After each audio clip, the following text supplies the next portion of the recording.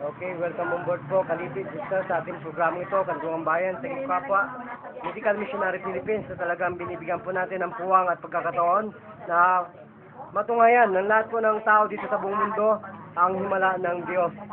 Ang gerontologist usual doing mental health care po ay umiikot po sa buong Pilipinas at ganoon din po sa labas ng bansa ng ating pong kalusugan. So, nasaan po yung inyong, sabi po niyo, masakit ang, ano po, ulo?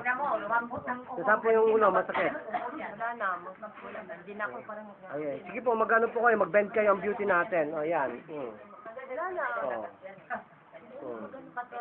Maganda din kasi itong exercise. O, sumbo-sumba lang po yan. Kasi po, barometric pressure po yan.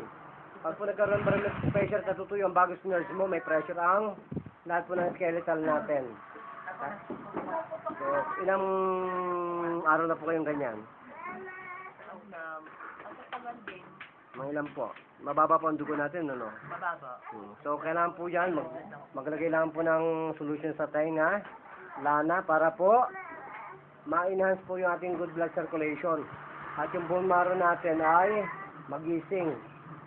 Dapat may steroid po tayong napaka-sariwa para po yung lahat ng inflammatory ay mabasag. Saka po yung thyroid natin, lagyan po ng lana yan. Ano po, lagyan po ng lana ng thyroid para magaling, ano? Magaling.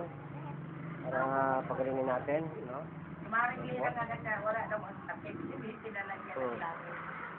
Lalagyan po lamang yan ng ice. Kunti lang. Wala na po yan. Okay na. Yan.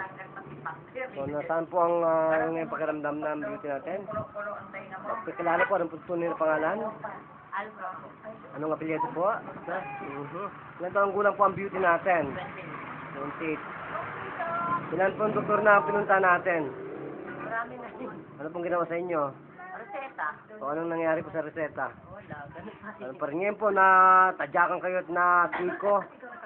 Binigyan kayo ng elbow na hindi niyo nakikita. Ano po nangyari sa beauty natin? Dito na galing naman daw. Ay, naman yung pakiramdam. Yan po ang ancient medicine na hindi po alam ng mga punghang na mediko. Bakit po ba?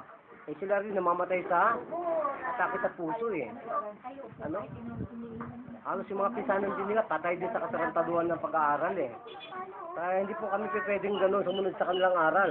Ito po yung aral na bumibirit po ng kagalingan.